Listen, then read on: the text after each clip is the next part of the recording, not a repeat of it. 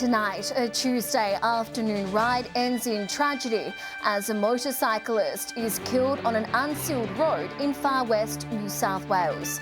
And Spencer Gulf farmers invited to trial new technology to keep track of their greenhouse gas emissions.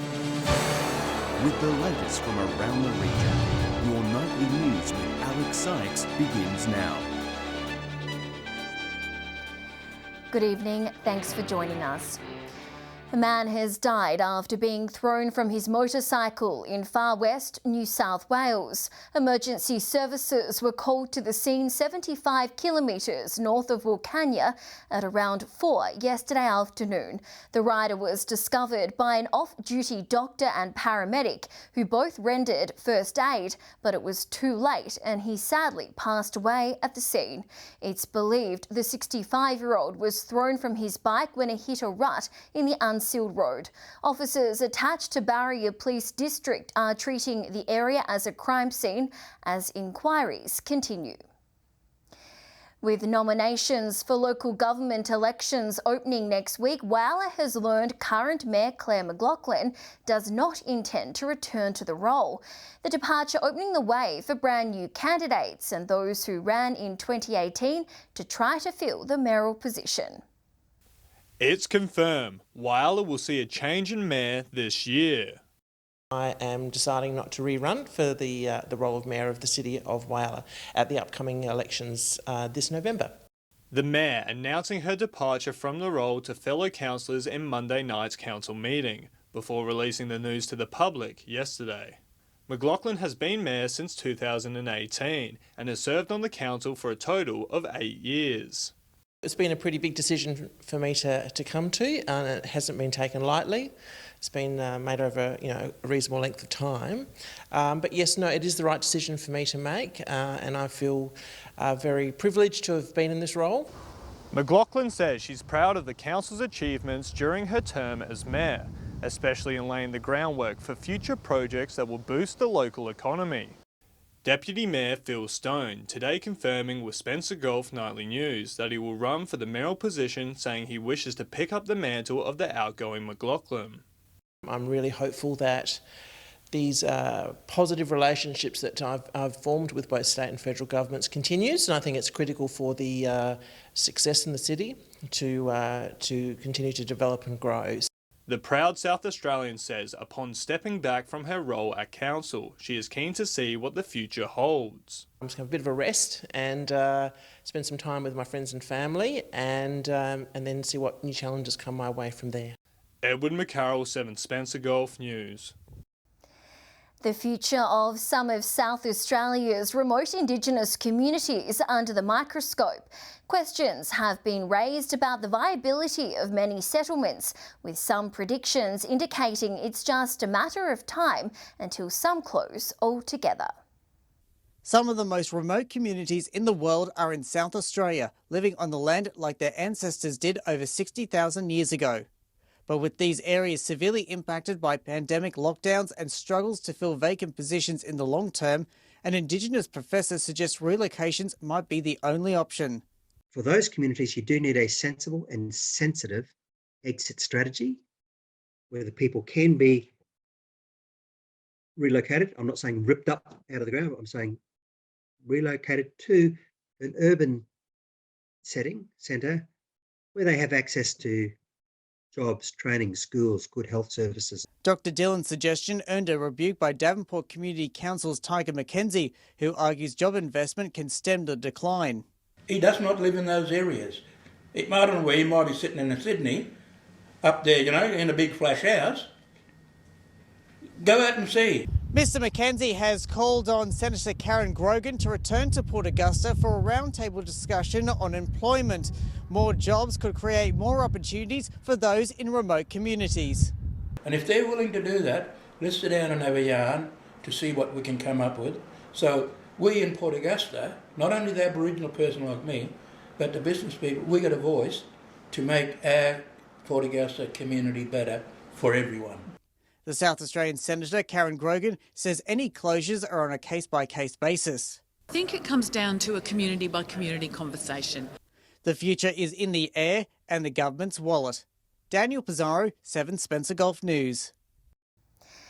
Port Augusta residents, especially those on the western side of the Spencer Gulf, will be dealing with more road disruptions due to the Joy Baluch AM bridge duplication. The junction of Mildred Street and the Augusta Highway in Port Augusta West will be closed from Monday, August 22nd until mid-September between 7 a.m. and 7 p.m. Detours will be in place with added speed and lane restrictions. The Port Wakefield to Port Augusta Alliance says some properties may also have restricted access to driveways. South Australia is leading a new farming trial looking at technologies that measure on-farm emissions. The project is funded by the state government and Grain Producers SA, allowing farmers to assess their environmental performance against the regional benchmark. A new technology aiming to reduce farming emissions for grain producers is set to be trialled here in South Australia. The Minister for Primary Industries and Regional Development, Claire Scriven, making the trip to Port Lincoln to discuss the project. So it's quite an exciting trial. It will be a national first to have this here in South Australia, and that will be going ahead in the coming months. So what it enables farmers to do in the grain sector is to be able to measure their on-farm emissions. Flint Pro will allow farmers to evaluate the environmental footprint of their production. We're wanting to take the lead on this project, I think, to really better understand where some of our grain producers in South Australia sit when it comes to greenhouse emissions. The technology will gather data beyond just greenhouse gas emissions, looking further at supply chain implications.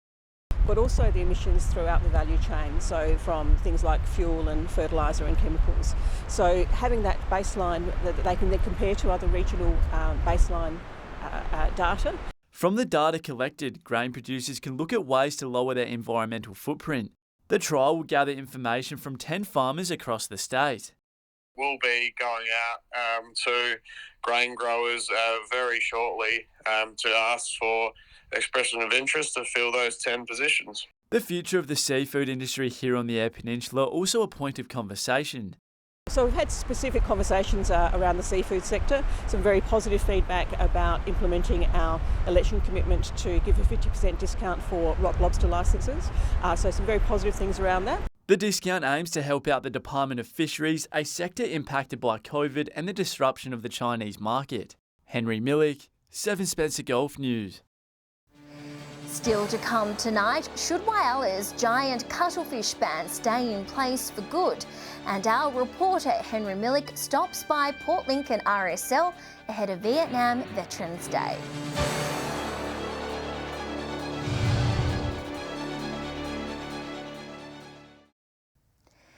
Welcome back. New data has revealed an increase in cuttlefish numbers around Whyala since the state government reimposed a fishing ban for the species. The sea creatures rise in population, motivating local representatives to make the ban permanent. Recently published data has revealed the number of cuttlefish that migrated to Whyala this winter rose by 28% compared to last year. These figures have been welcomed by local tourism operators and MPs who fought to get greater protection for the sea creatures earlier this year. It is really encouraging to see the increase in numbers. We know that when the ban was lifted under the previous government, the following year we saw the lowest cuttlefish numbers in 7 years.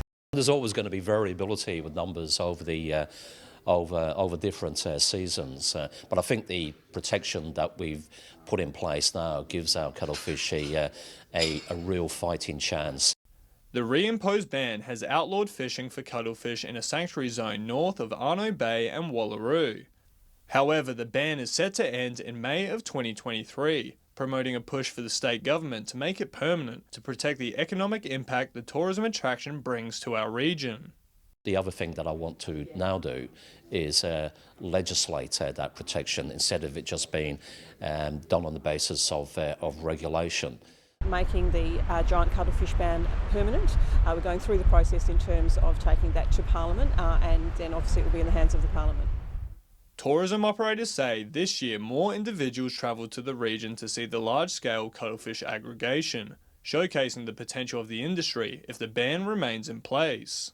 Not just the dive industry going from strength to strength here, but also the glass bottom boats and the great job that they've done. So we've got something of international significance. So it's encouraging to see that those numbers are recovering, and very pleased that we're able to put this ban in place. Edward McCarroll, 7 Spencer Gulf News. Tomorrow is an important day for RSL branches across the nation coming together to commemorate Vietnam Veterans Day. This Thursday will be the 56th anniversary of the Battle of Long Tan, and the people of Port Lincoln will be acknowledging those who served. A time to stop and pay respects to those Australians who served in the Vietnam War. Tomorrow morning, the Port Lincoln RSL will hold a wreath-laying ceremony commemorating the fallen. We'll be commemorating those that served, those that fell. Not the glorification of war, but, just I suppose it's more the Australian spirit, what you did. The RSL branch is also hosting a free 2-day suicide intervention training course through the Open Arms organisation, welcoming the entire community to get involved.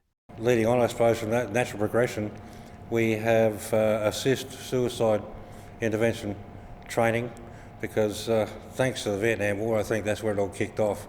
Not necessarily the war itself, but certainly the return home. Additionally, the branch has received funding from both the Commonwealth Bank and the Lions Club to make some valuable improvements. I saw that they presented us with a cheque for $500. That's allowed us to purchase a computer, etc., that will allow us to do multimedia and also show people through the different websites. The RSL is open every morning from Monday to Friday. And if you or someone you know is interested in the Suicide Intervention Training course, you can register online before the 16th of September. So the more people we can get trained and aware of what the different languages, the different signs are, then the safer the community be. Henry Millick, 7 Spencer Gulf News. Stay with us after the break. The latest advice from Broken Hill Police as visitors descend on the far west ahead of the Mundi Bash. And Port Pirie combines art and science as part of a National Week of Learning.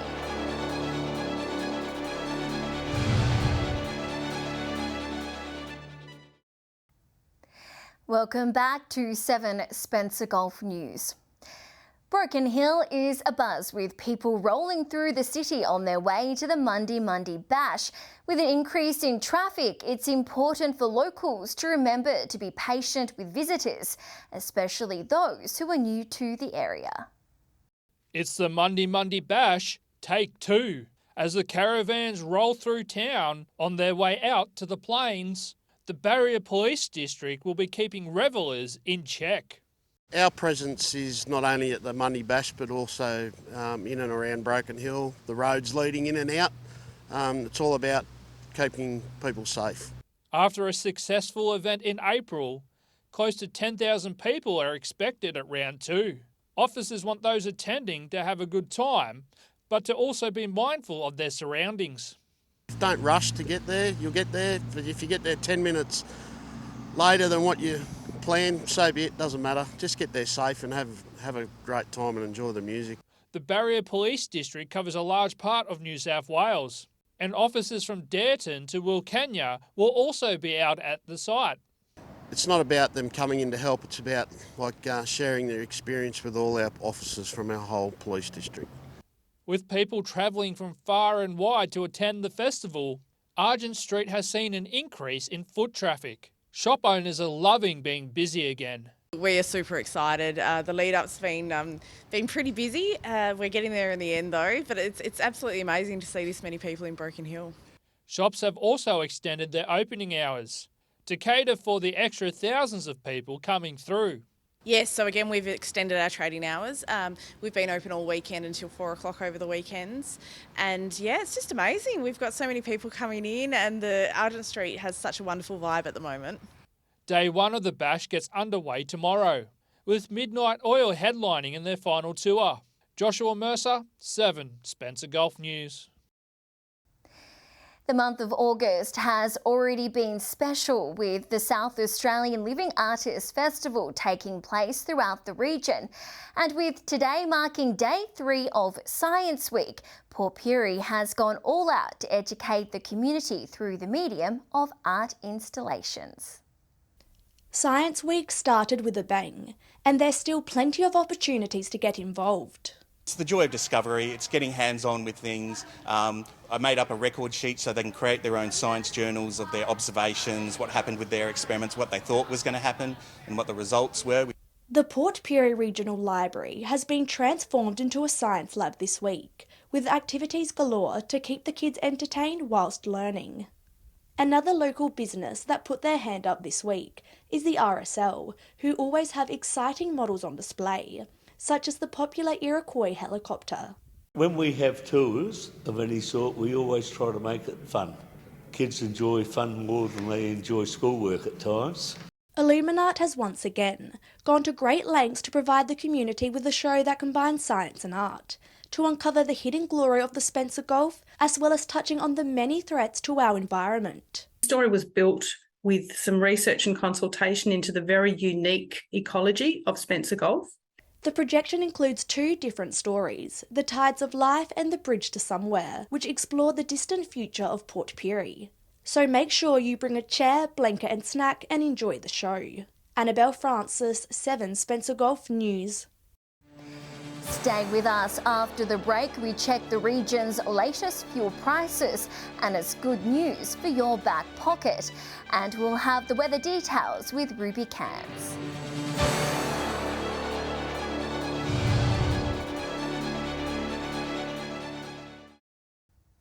Welcome back to 7 Spencer Gulf News. Fuel prices throughout the region are continuing to follow a positive trend, which includes plenty of green arrows. With unleaded prices averaging around the $1.70 mark, there's definitely something to celebrate. Here's Annabelle Francis with this week's Fuel Watch. If you need to fill up, now is a good time, with the majority of prices being lower than last week's, except for those living in Adelaide. Starting with unleaded prices, you'll be pleased to see plenty of green arrows, as prices fall from around $1.80 to the $1.70 mark. Port Lincoln, Port Pirie, Kadina and Port Augusta continue to sit at the cheaper end of prices, sitting at $1.73, $72, $73 and $72, all drops from last week. Whyalla sits at $1.76, dropping 7 cents from last week's prices. Broken Hill continues to be at the higher end of prices, sitting at $1.98. However, this is a drop from last week's price of $2.05. Adelaide residents have not been so lucky this week, as they had the cheapest price last week and the second highest price this week, sitting at $1.89. Now to diesel. The prices of all locations have dropped this week, with majority breaking out of the $2 mark. Broken Hill, Whyalla and Port Augusta sitting at around the $1.99 mark, with Port Lincoln and Port Pirie prices being nearly identical at $1.97.5 and $1.97.9. Adelaide's price has lowered from $2 to $1.91, and Kadina's prices have lowered by 6 cents. Broken Hill still holds the highest price, but it has dropped significantly from last week. Lastly, we will look at Autogas. These prices are usually pretty consistent, so it is nice to see some green arrows. Port Lincoln recorded the same price at $1.28, as did Port Augusta at $1.19 and Broken Hill at $1.10. Whyalla's price dropped by 10 cents, Port Pirie's by 6 cents, Kadina's by a slight 1 cent and Adelaide by 2 cents. These prices are regional and metro averages. If you do see petrol at a lower price, let us know via our socials. Thanks for that, Annabelle. Time now to take a look at what's happening in the weather with Ruby Cairns. Ruby, it was warm in Ceduna today. Good evening, Alex. That's right, 25.6 degrees was the official reading. It was the warmest day in Ceduna since the 27th of April. Elsewhere, Cleve reached 16 degrees at 10 to 4. 14 was the top for Clare and 16 in Coffin Bay. Looking more broadly at today's weather map now, Port Augusta reached 23 degrees around 3:30. 21 was the top temp in Whyalla. Woodner recorded 20 degrees. Taking a look at the satellite image now, a low pressure trough over the west of South Australia will continue to move eastwards and will be followed by a cold front moving over the south of the state tomorrow. Moving on to tomorrow's weather outlook now, and we'll start with the Gulf waters.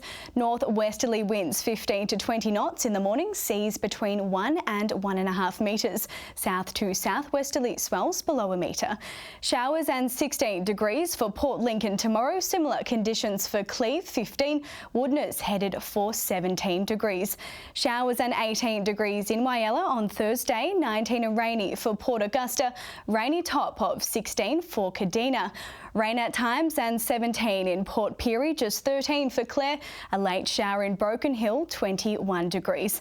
Taking a look further through the week now, looking at Friday's forecast, showers increasing in Port Lincoln, 16 degrees, becoming cloudy for Port Augusta, 18. Showers in the capital, 15 degrees. Partly cloudy and 17 in Broken Hill on Saturday. Possible morning showers for Whyalla, 17. Showers will start to clear around Port Pirie, headed for 17 as well. Partly cloudy, for Coober Pedy, 20 degrees. Taking a quick look at Sunday's outlook now, late showers are likely for Port Lincoln, 17 degrees. 21 for Port Augusta, no rain there. The chance of morning frost in Broken Hill, 18. And that's all the weather from me tonight. Alex, back to you. Nice work, Ruby. And that's the local news this Wednesday. I'm Alex Sykes. Thanks for joining us. I'll have updates later. Until then, enjoy your evening. Good night.